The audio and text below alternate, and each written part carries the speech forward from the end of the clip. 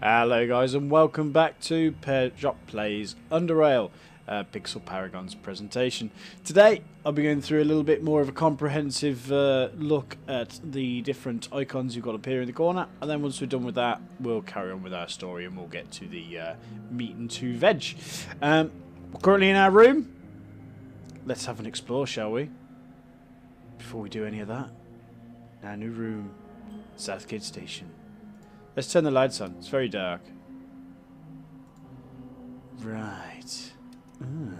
This is quite nice. It's quite nice, but that pipe's noisy in the night. Right.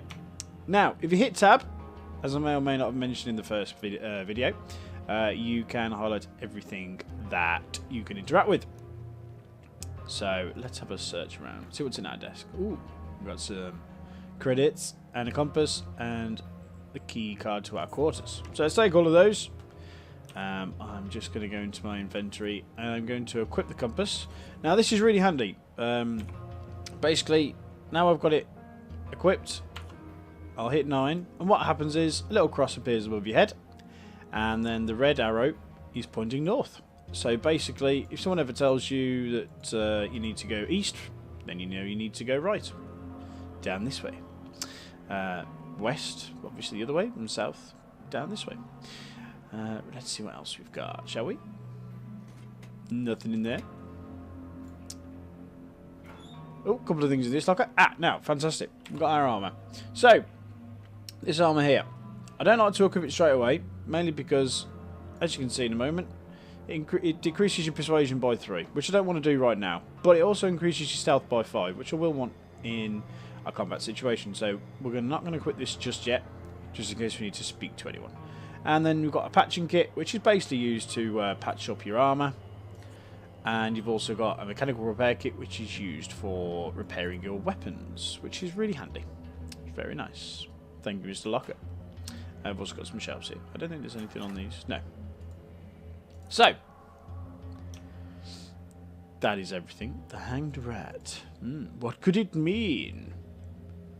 Broken pixel. Colourful music. Mosaic, sorry. Doesn't seem to represent anything in particular. Let's have a look what's on our computer. Personal messages. From Wayne. Hi, I fixed your door, so the keycard should work fine now. If you haven't found it yet, the keycard should be in your desk. I found it. And 2. That's from Tanner. Congratulations, you have passed all the tests we presented you in the past weeks, and you've now obtained full membership in Southgate Station. On behalf of the entire community, I welcome you into the fold. Visit me in my office in the Commons as soon as you've rested so we can discuss your duties in the coming days. Terrible Cockney accent as always.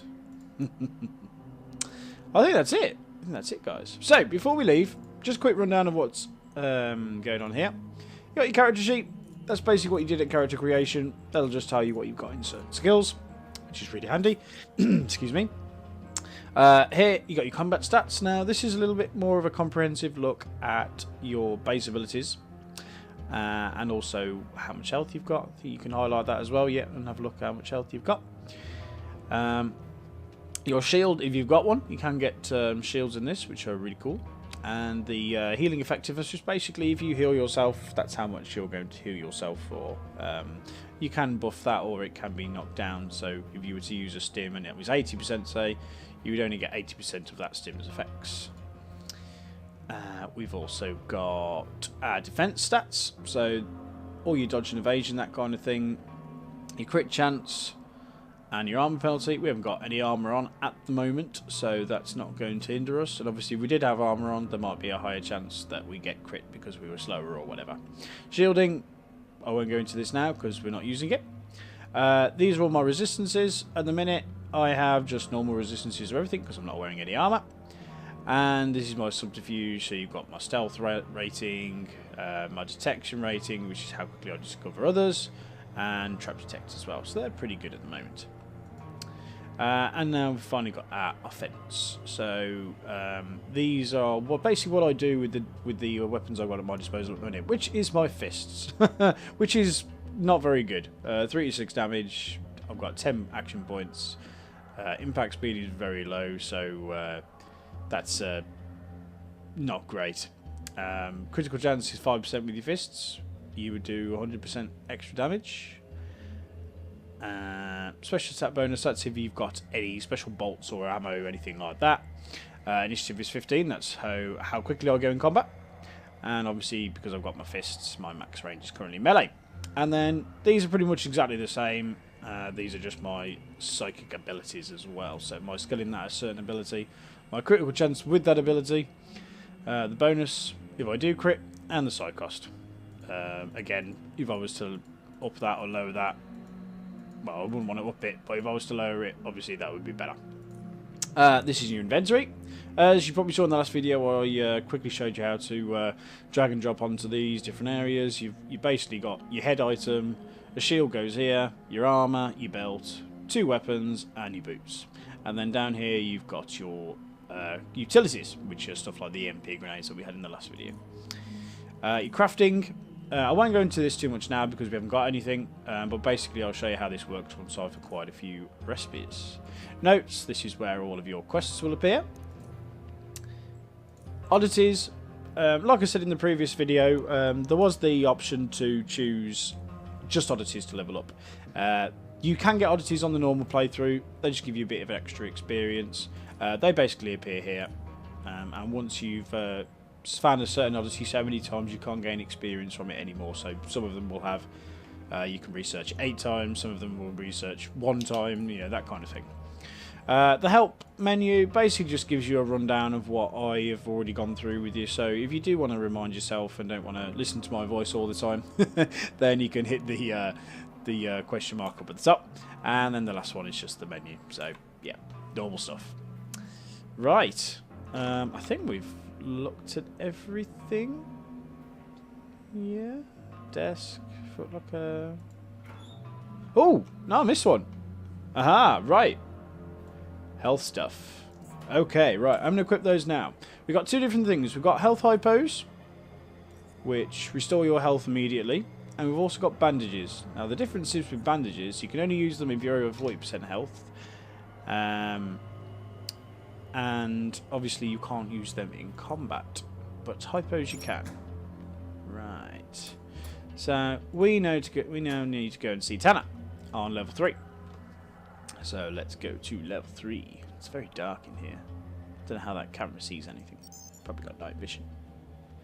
Commons and Cantina.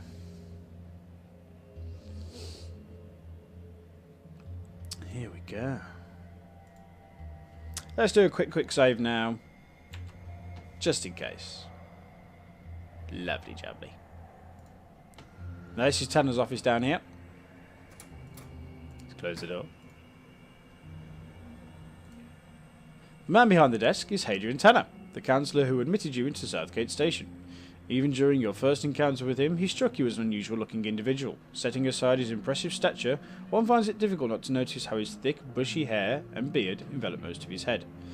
That in addition to his opaque glasses that look like cucumbers covering his eyes, which you've never noticed him without, means that you can see very little of his face and its expression. His somewhat dirty scavenger outfit, which he wore earlier as well, clashes with the clean, finely furnished office, suggesting that Tanner probably does most of his work on the field. He should pick up his litter. That's what he should do. Look at all this. This isn't nice. As soon as he finishes typing, he raises his head and moves to shake your hand. His big hand, tucked into dark brown gloves, makes yours seem like that of a child in comparison.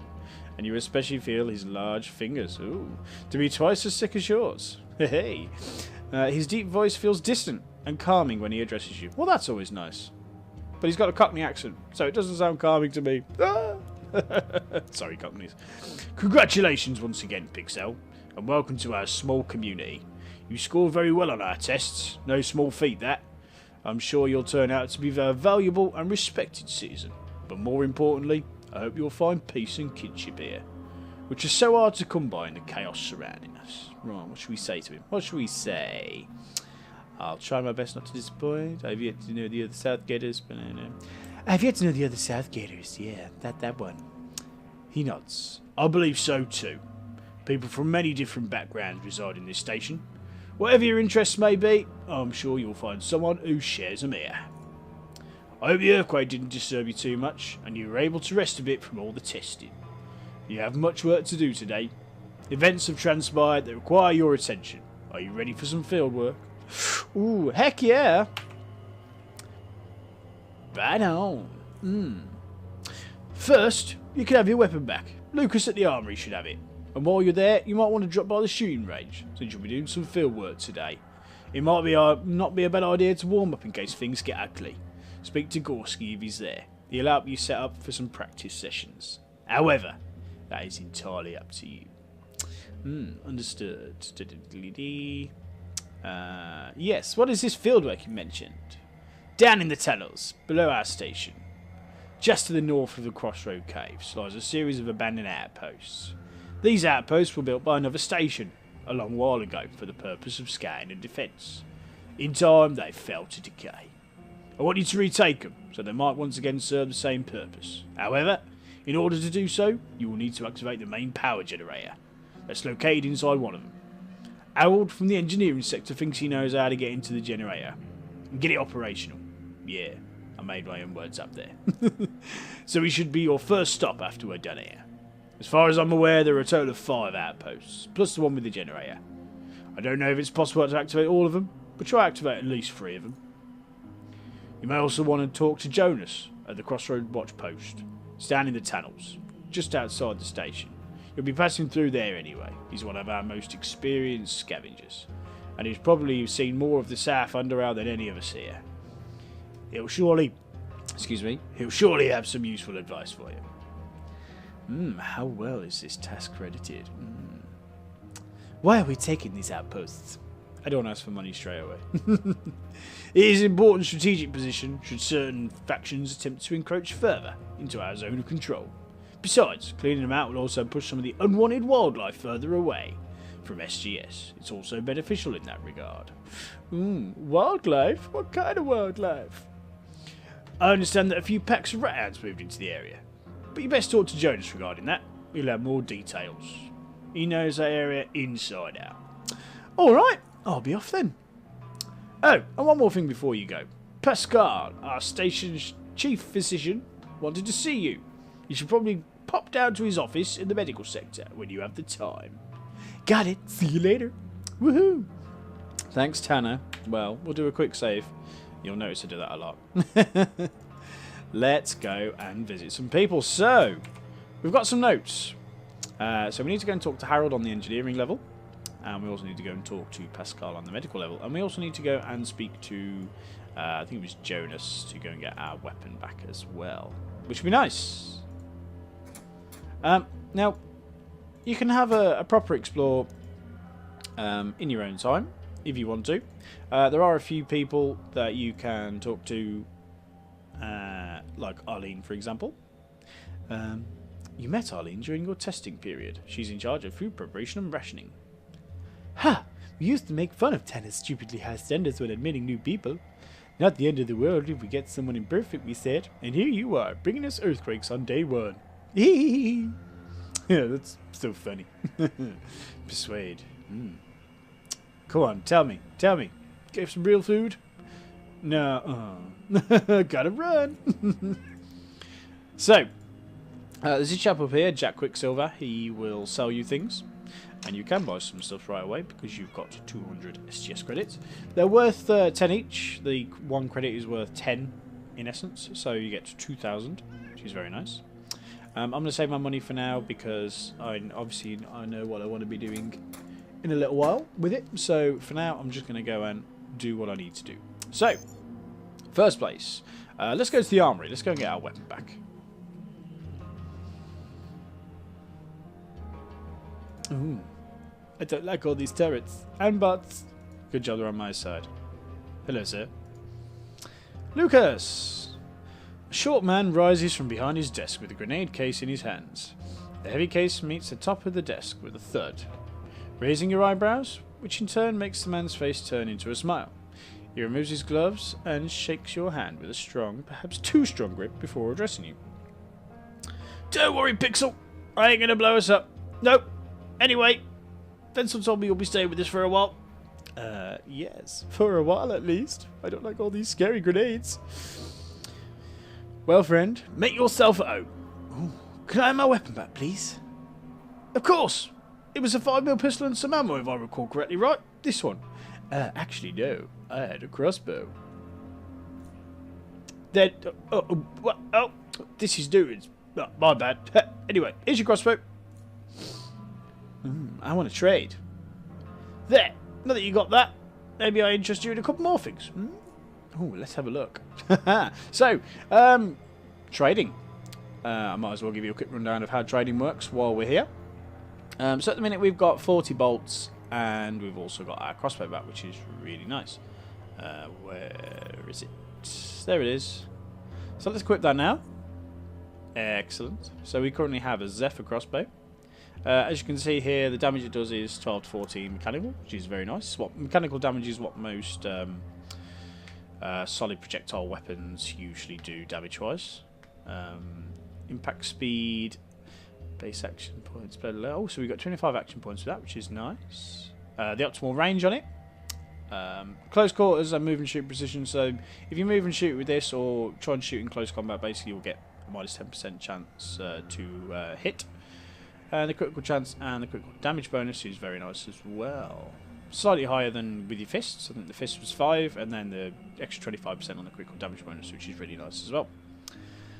You can also disassemble these for parts if you wish to use them for crafting other weapons as well. So, this is all your ammo here. The sort of beige coloured ones are your normal ammos. You've got all sorts of different ones here. 5mm, 7.62mm, all those kind of things. And then the green and the red ones, these are your special rounds. So as you can see, they've got a lot more to them than just the normal rounds, which is it's rather nice. Although, however, they are more expensive as a result. These ones are armor piercing, and those are hollow point rounds, which I think, yeah. Well, what's it say? Incurs 150% of mechanical damage resistance from threshold, but the damage.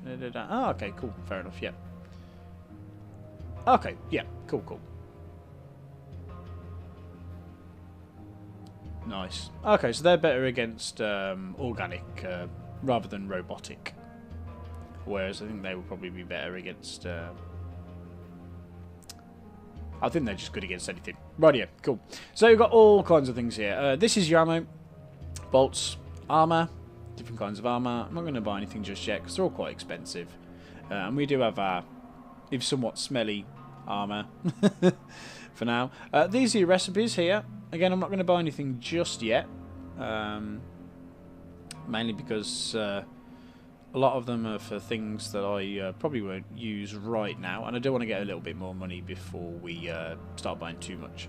You've also got all of your different ingredients for crafting as well here, certainly for weapons anyway off this guy, and you've also got a few grenades, things like that as well. Might be worth maybe buying a couple of grenades, we'll see. We'll see what we find down in the tunnels first. And we've also got some pistols and some Uzis down here as well. So, ooh, mines. Oh, very nice. They're all very nice. Oh, how much are the gloves worth? Whoa, 787. Yeah, we'll get some stuff first. Right. Okay. We'll get some money first. Sorry. So we've got our weapon back. Fantastic. We don't want to do any more with him. Gorski is up here if you want to go and practice shooting. I, however, don't want to waste the ammo. I want to save it for the actual live targets. So we will go to medical and psionics, which is where I think our most exciting proposition awaits us. For this is where we become a Jedi or a psychic, whichever way. Oh, I like to think it's a Jedi. Pascal. Ah, hello, Pixel. First of all, let me congratulate you on your admittance to our little station. I'm sure you'll love it here. It's good that you came. I actually wanted to talk to you about some of the results from all those tests we did earlier. Is there something wrong with me, Doctor? No, quite the contrary. Sorry if I scared you. You see, test results show that you have a certain amount of psionic potential. The what? Okay, Let me tell you a little bit about psionic potential first. It's a relatively rare, inheritable, complex genetic trait that triggers development of certain otherwise latent components in the brain. It allows a person to perform some subtle psionic invocations, such as influencing the minds of others, as well as some not so subtle ones, which cause radical temperature changes and telekinetic manipulations. So how do I realize this potential? Because I want to do it. You must first disable your psionic inhibitor. It's a neural structure in your brain that prevents you from accessing your psionic projection centers. We assume it was designed to prevent the infants from unwittingly harming themselves or those around them. Ooh, there are ways to do this by extended meditation, but this can take years. We have more effective methods nowadays. Sounds scary. Scary? He reaches into his pocket and takes out a large red pill. I've seen this before somewhere. This pill will take care of the inhibitor right away, but there is one side effect I'm obliged to mention. The majority of users experience immediate and significant weakening of their immune system. And when I say majority, I mean everyone. To put it bluntly, it will severely affect your health. Therefore, the choice is yours. I'm just going to take the pill and swallow it, because it's something I definitely want to do. Again, this is optional. You don't have to do this. You can tell him to go forth and multiply if you wish. Take the pill and swallow it. I don't think it's... pretty colors. Good.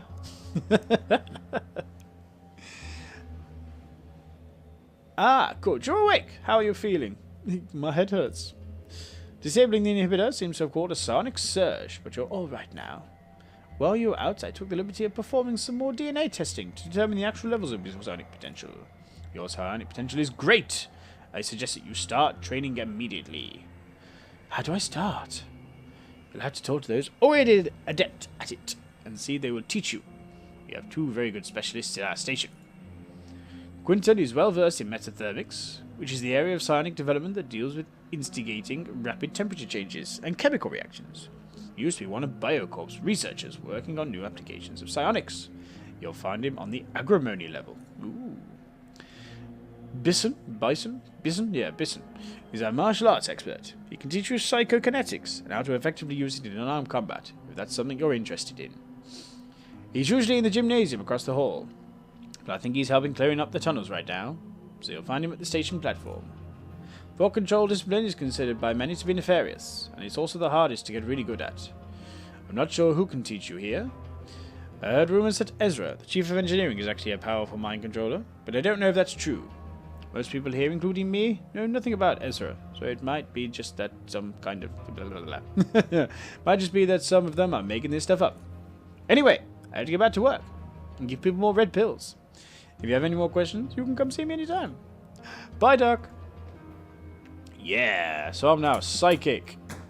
Oops. So, as you can see, I've now got a psychic bar, which is really cool. And how many side buttons I've got? 100.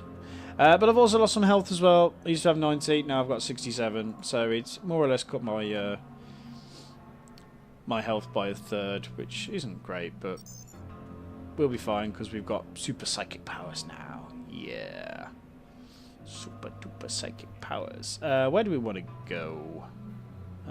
We wanted to go to engineering to go and talk to some dude about a generator. Harold. Where is Harold? That's Najid. Now Ezra's here. Let's go and talk to Ezra. As he turns around to face you, you immediately notice there is something off with this man. His face is pale and hairless. He's missing one of his eyes, and instead wires protrude from his eye socket, travelling over the side of his face and disappearing down the back of his neck. The other eye is almost colourless, with the pupil so contracted that you question whether he can even see you at all. He speaks with a calm and even voice. Hello, Pixel. I am Ezra. I act as the head of the network administrator and chief of the entire engineering sector. I hear you're a powerful mind controller. Is this true? Ezra remains silent and just stares at you. This is awkward. I'd like to learn from you. Stare back. And then I'm gonna go into a dream. The world around you blurs. away until the only thing you can clearly see is Ezra's one eye staring at you. It seems as if it's not looking at your face, but through it, into your mind. You feel Ezra's surprise as you fight back for a moment. You are able to break his grip on you. Excellent. Oh, actually try and take control of him. Break off eye contact, so attempt to disengage. Come on. Ah, oh, no.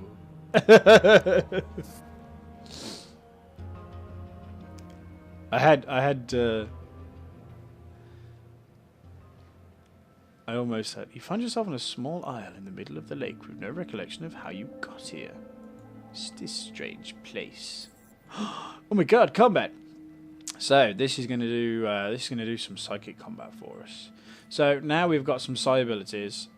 We can go to our quick invoker, and we can put our psychic ability on there. And let's well, basically the idea of this is to show you how they work. So basically I'm going to go right ahead and I'm going to shock it, and you can do that a couple of times, basically until you use all your action points. Oh, that's it. You can try and shoot it if you want to, but no, I can't shoot it anyway. Gonna do the same to me.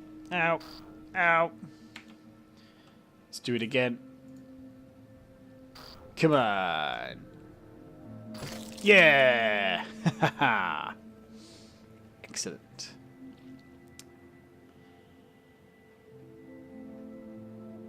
Oh my god, I'm back in my room. I gotta go all the way back now. Oh, I'll keep doing that. Silly me. I think we just had our first psychic experience. So let's go back and talk to him.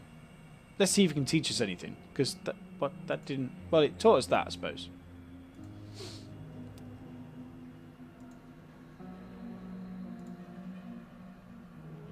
What did you do to me? Only what you wanted. Consider that first lesson free of charge. Ooh, I want to learn more. Teach me. Teach me. Oh, unfortunately we haven't got 30 or 45 in our thought control. Scare others or break their minds. Wow. Okay. Again, with all the dialogue options, guys, if you want to go through those in your own time, please do. I've read them all before.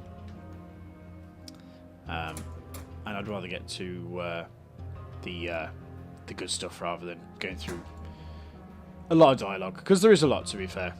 Howdy, you must be the new girl. Name's Harold. I'm in charge of this little workshop here. Nice to meet you, Harold. I'm Pixel. So, you looking for something specific, or you just looking around? Tana tells me you know how to restore power. He nods. Right, I remember taking a look at the power generator there a while back. Couldn't do anything about it back then because I didn't have this. And he's got a flux controller. Here it is, a flux controller. If you insert it into the slot at the front of the power generator, it should get it running again. After that, you ought to be able to reactivate all the outposts. I'm afraid you'll have to do that manually.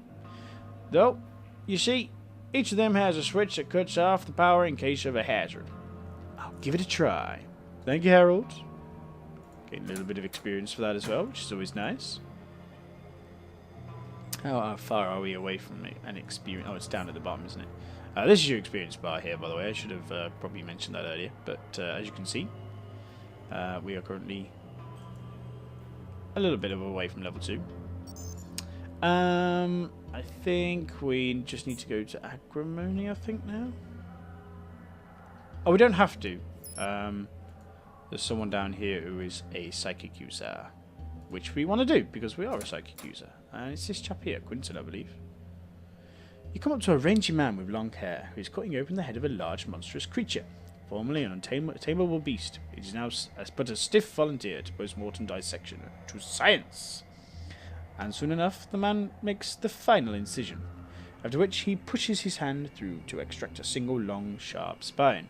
Greenish, sticky fluid draws out of the opening, and all over the floor as the man wipes the spine clean before laying it aside. And that is the moment in which he notices you. Careful, you don't want to get in contact with this toxin. He returns to cutting through the creature as he talks to you. My name is Quentin. Don't bother introducing yourself. I know who you are. You're Pixel, and you just got admitted to the station. I'd shake your hand, but as you can see, why that wouldn't be a good idea. I told you to teach psionics. Yeah, that is correct. Are you interested in learning, perhaps? Yes, please. I heard you scored highly on Tanner's tests, so yes, I'll teach you what I can. If you perform what... here we go. Which task is that? You see, I was conducting some experiments on rat hounds a while back. Was quite close to getting a breakthrough as well. Until a little accident happened. Just a teeny one. And Brett forced me to get rid of the creatures. Now I cannot finish the experiments. Not here anyway. What kind of experiments? No. What do you need me to do? Let's carry on. I prepared the final version of concoction and filled a set of crossbow bolts with it. I need you to go out there into the caves and shoot a rat hound with it. And then once it's dead, collect a tissue sample from around the wound. Oh, okay, I can do that. If you don't have a crossbow, you can borrow mine. It's in that locker over there in the corner. It's not like I get to use it much these days anyway. And if I do this, you'll teach me for free. I'll teach you one psi ability for free. You'll have to pay for the rest. Ooh, should we see if we can get 2 out of him? Oh, no. Cool. Excellent. So, we've also got some putrefying bolts. So, if we go to our inventory, we can equip those in our utility slot, and we can use those in combat against some rat hounds. And that's it for this level. Yeah, I believe so. Let's just go up to the platform level quickly. This is where you'll come out into the world, basically. A lot of the different areas can be accessed from up here, but you can also access them from down in the caves, which is where we're going next. There's just one more psychic guy up here who teaches you a rather handy ability. And he's over here. This guy, Bison. A lean, athletic man faces you and greets you with a friendly, resonant voice. Ha ha ha! Hello, friend! I don't believe we've met. Name's Bison. I'd love to chat more, but as you can see, we're all a bit too busy right now. Is there something you need? Teach me! Teach me! I could teach you psychokinetics if you're interested, but I'm afraid you'll have to charge you. Why? I'm not a scavenger, and I'm a manufacturer. Gee, how I get by? My talking has gone terrible. I do apologise. That's all right. Teach me. Teach me. When it comes to psionics, I can teach you telekinetic punch, force field, force emission, and electrokinesis. Ooh, so many nice things. Force fields, I'll definitely be going for when we level up. It's when you focus your mind to create a telekinetic ball and launch it at your target. The impact is often so strong that if you hit a living target with it, you're likely to daze it for a short while. Yeah, 50 credits, let's do it. Ooh. Now I have a telekinetic punch. Excellent. So, let's go to our thingy. Telekinetic punch. Hell yeah. So this one is really, really handy, guys. It basically, as he says, you can stun people with it, which can really help you out in combat sometimes. It just gives you a little bit of extra time to do certain things. If you're up against multiple opponents as well, you say, for example, it's 2v1 and they're both doing a lot of damage to you. If you manage to stun it, it's obviously great because then you've only got to focus on one baddie for a couple of rounds, which is really nice. Really, really nice. Okay, I think that's all we wanted to do. I'll tell you what, let's just check our notes. Shoot a rat hound, reactivate the power generator. Right, okay. Cave tunnel. Here we go. Let's go for it. Malcolm. Hello, Malcolm. The man greets you with a light smile. Ah, Pixel. Good to finally meet you. I'm Malcolm. How can I help you? I need to get out into the caves. You didn't get your access card yet, right? Yes, should be around here somewhere. There it is. He produces a red access card and passes it to you. Now listen here. This is the procedure. When you want to leave, you let me know and I'll open the inner gate. You then step into the transition room, then I close the inner gate and open the outer gate. And off you go. Alright, now, when you want to get back in, use the card I gave you on the console outside. Stand in front of the camera so I can confirm it's you. Now I'll open the outer gate. Earlier, we used to do a bioscanning every time someone came in. And since no one ever showed up positive, it became a nuisance. What if I do contract a disease? Then be kind enough to inform me so I can activate the turrets. They'll shred you to pieces. We'll burn the remains and everything's good.